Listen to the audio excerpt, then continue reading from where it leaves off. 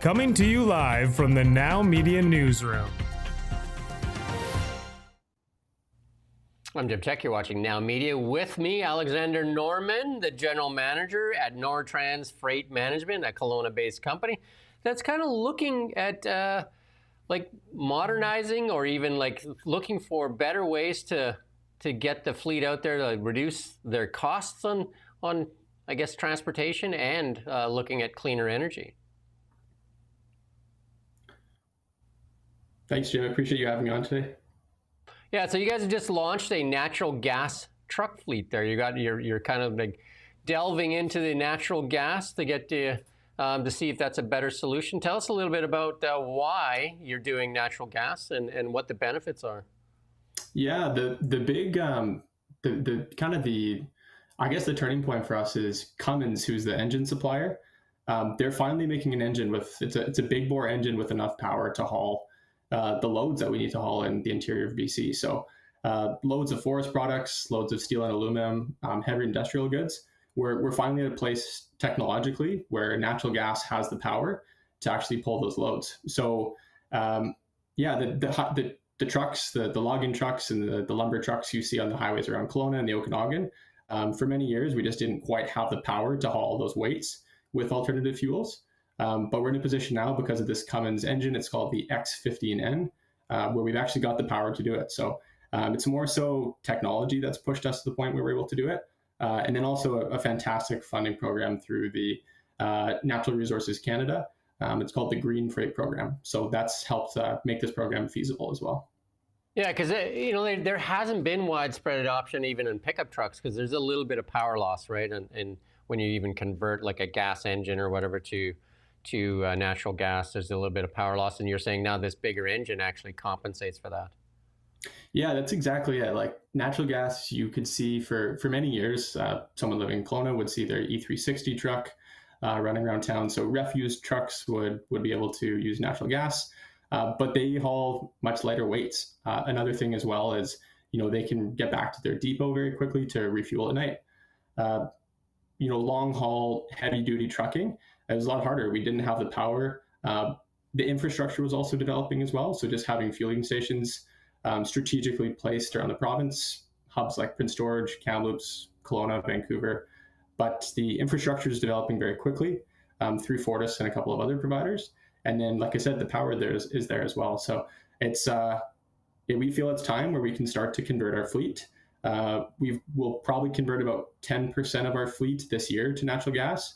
And I'd go as far as to say is, there will be very few new diesel trucks, if any, ordered in our future. If this technology performs the way we're seeing it perform, we'll just continue to order natural gas in a big way. You guys have tested out a few things already. So you have a hydrogen truck in your fleet, and you've also tried some electric stuff, and now natural gas. Is that kind of where you're going to put kind of your focus is in the natural gas stuff? Yeah, we've kind of been at the buffet over the past few years, testing different alternative fuels. I would say, honestly, they all serve a purpose. So depending on what your use case is, depending on what you're hauling and where you're hauling, there is a need for them all, and there's a use for them all. For us as a company, just with the territory we haul in, mountainous terrain, often 500 kilometers plus in a day, and the weights, like I said, the weights we haul and the product we haul, natural gas is a great solution for us that's available now and it's here now. In the future, I can see us using more hydrogen and battery electric vehicles.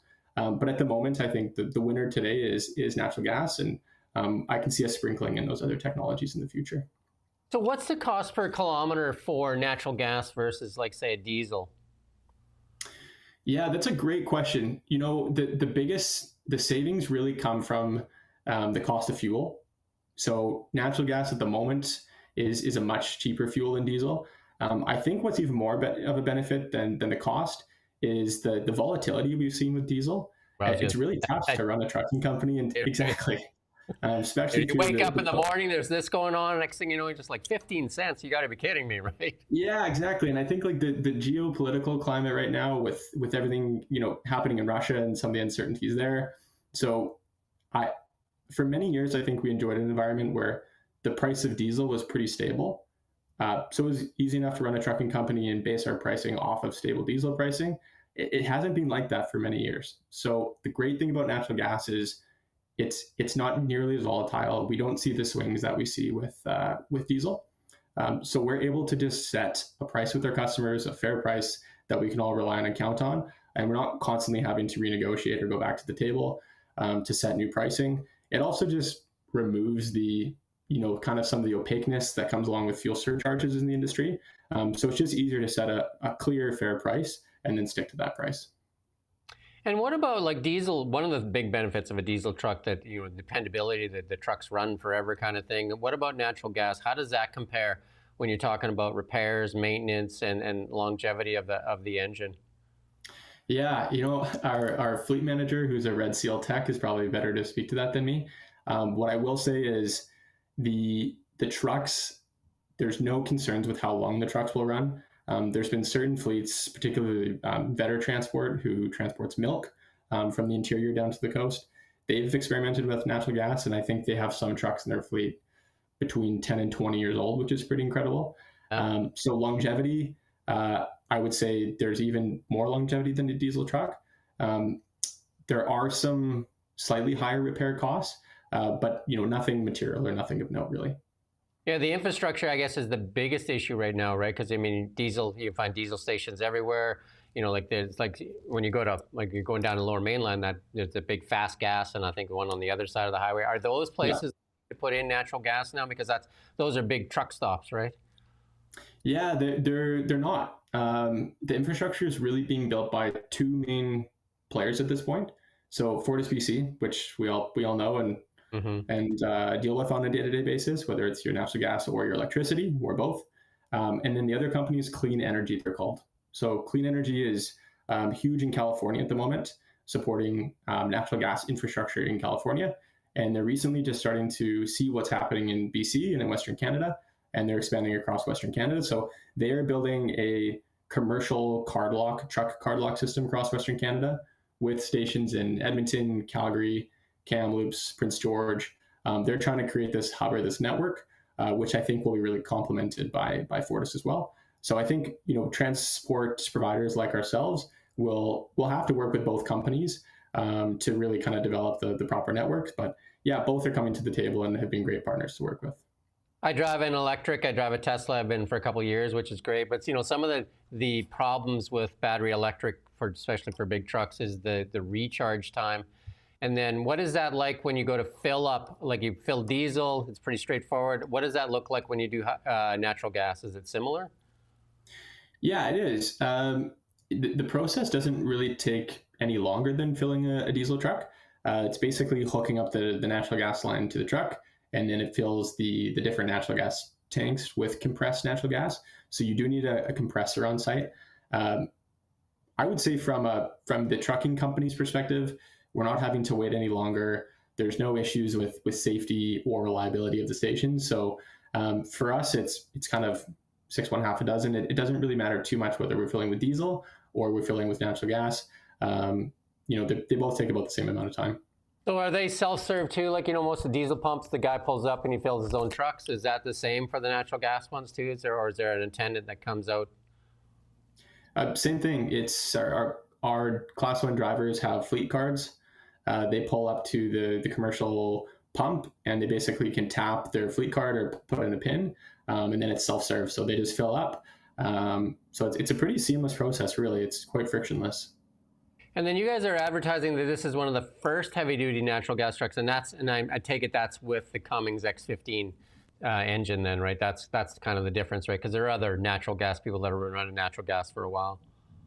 Yeah, for sure. So the big difference maker here is the Cummins X15. Another piece that is paired with that is it's called the transmission. So it's an 18-speed transmission, and like I said, it's the power of the X15 paired with the 18-speed transmission really allows us to haul heavy-duty weights, so up to about 140,000 pounds total, about 90,000 pounds of weight on the trailer. So that really gets us to the point where we can do full Super B, which is the trailer configuration, full Super B loads of lumber, for example, or a product like steel and aluminum. If you're another provider, you might haul milk or wood chips or whatever it is, but it allows us to get to that full weight which in BC is really critical. And what about performance, like power pulling up a hill and stuff like that? Diesels typically have been known for just like being able to pull pretty strong. Is that the same for the Cummins engine here, this X15? Yeah, it is. Like we've had the truck on the road for about 4 months now. I think we were all very curious to see if the brochure really lived up to what it was touting, and I think the fact is yes, it is. There may be a very very very slight decrease in performance, particularly with the engine brake on the downhill, or maybe a bit of power. For example, a driver who completed a one day round trip route in a diesel truck using the natural gas truck may take him 10 to 15 minutes longer. So it's pretty immaterial. Yeah. So I guess obviously you get a cleaner out the tailpipe for sure, cleaner emissions that are going out, so that's a huge benefit as well. But I guess what's the cost of this Cummins versus like a diesel truck when you're going to put capital out there, when you're putting a new truck into service? Obviously that cost comes into play for other companies that are looking right now too. Yeah. It depends. It depends if you're looking to buy a used diesel truck or a brand new diesel truck. I think apples to apples, if you're looking to buy a new diesel truck, it's not quite double, but it's pretty darn close. So it is. Yeah, exactly. It's a big capital investment. What really helps make these viable is there are some grants and subsidies out there being offered. So there's, like I said, the Green Freight Program with Natural Resources Canada, and there's a number of others out there as well. So when you take advantage of the different grants and put them together, it does make it quite cost effective. It just takes a little bit of legwork up front, I think, to make sure you apply for the grants and the different subsidies and then utilize them to their full advantage. So these are basically the same truck, I take it, other than the engine and transmission. Other than that, it's basically the same. Like when your mechanics are working on these trucks, it's likely the same, everything else? Pretty much, yeah. Most of the mechanics these days are being trained to work on diesel, natural gas, soon to be hydrogen as well. So there's some kind of interoperability between the two and cross training across all the different platforms. So there's not a huge, I think there's some certifications that the dealerships have to go through from a safety perspective to work on gas trucks. But from what I understand, actually work on the engine and the transmission itself, it's not all that different. And to anybody, any road user, the trucks would look almost identical. You wouldn't really be able to tell the difference. So the electric truck, is that still in your fleet, or is that something you tested and then kind of are putting aside for right now? Yeah, we did about a 3 to 4 month trial with Tulco, so big forestry company in the Vernon Armstrong area. That trial was more of a data gathering project. We are looking at making that a full-time endeavor. So we're currently in the stage of just basically making sure there's a business case to do it. And again, looking at what grants and subsidies are available to help with that project. I think the hope is that becomes a full-time daily route with a battery electric truck. But at the moment, that's more of a trial. You got your name in for a Tesla truck? Yeah, not yet. I've yet to see one. I've seen a couple of Frito-Lay trucks in California, but apart from that, I haven't seen anything in BC. I mean, the stuff I've watched on it, they Frito-Lay and Pepsi are saying they want more. So I don't know. They're supposedly going into production this year, instead of just their trials. So yeah, if that pushes the industry forward and that sets the standard for what battery electric trucks can do, I'm all for it, and I'd love to have one.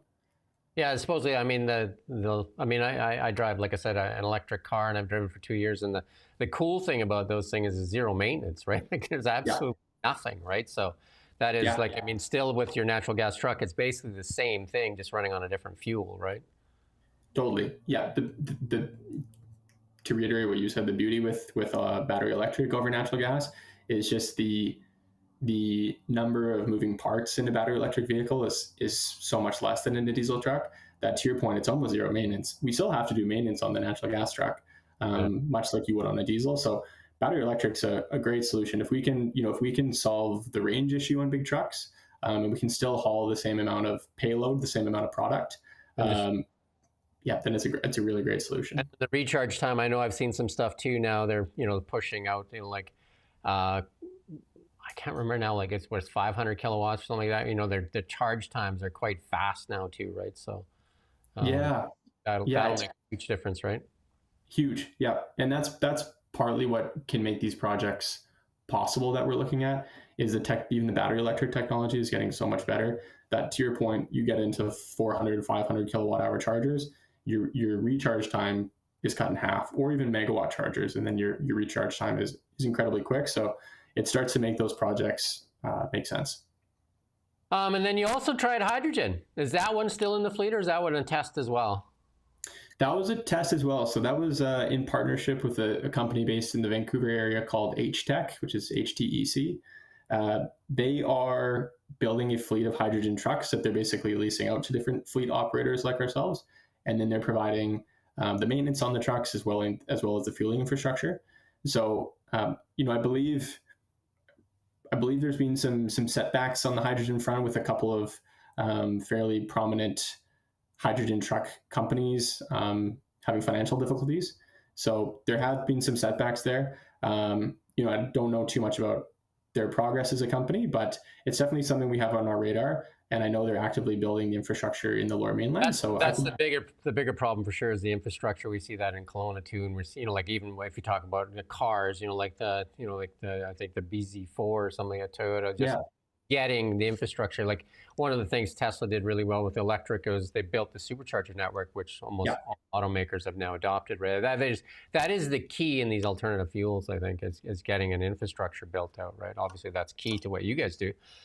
So I guess the question is, this is a family business, and your dad is started the business, I understand, and who's the driver between like this technology first kind of look when you guys are like going into these? Is that you pushing for that, or is that your dad still? Yeah, it is me. He has been. I'm lucky. He's being incredibly supportive of me pushing for this, I guess. And it's up to me to make sure that it makes business sense for us. But what we're finding, particularly with natural gas and some of the battery electric projects we've been looking at, is it makes business sense, but it makes sense from a sustainability perspective as well. So I'm driving it, but he's been incredibly supportive, and lucky to work with somebody like him and learn from somebody like him too. Obviously, the big thing for you guys is cost per kilometer, and then just that replacement of capital, right? I mean, those are the big drivers, right? And then obviously, I guess for some people that when you're shipping their goods, they like to know that it's being shipped with, cleaner energy as well. I guess that's part of that as well. When you're winning bids, right? Because a lot of times you win a bid or a contract that lasts years and years and years, right? Absolutely, and it depends on the partner, right? But I think that's something we've tried to hold at our core over the years that Nortrans has been in operation. The past 33 years is building the right partnerships and building partnerships with people that care about the same things as you. So, I mean, one case that I'll mention very quickly is the whole Gorman Brothers group based in West Kelowna. They're a fantastic, long time partner of ours. And when we brought this to them and said, this is something we're looking at, this is important to them as well. So aligning yourself with people who share the same goals as you and the same values as you, it makes this a lot easier. Well, I do thank you for your time, and we love highlighting local businesses such as yours, and that's great that you guys are out there pushing the envelope and trying out the new technologies. And if you do get a Tesla truck, we want to come with you on the first ride. How's that? Sounds good. Okay, you've got a deal. Anything else you want to share before we sign off here? No, I don't think so. Thanks very much for having me today. It's always a privilege to talk about natural gas and the work we're doing. And have a great weekend. You too as well. Enjoy the weekend. Looks like a beautiful one. All right. And thank you for watching Now Media. We don't just report the news. We live here too. We're your neighbors, bringing you stories that matter to all of us. No government funding, no outside influence. Kelowna Now, local, independent. News you can trust.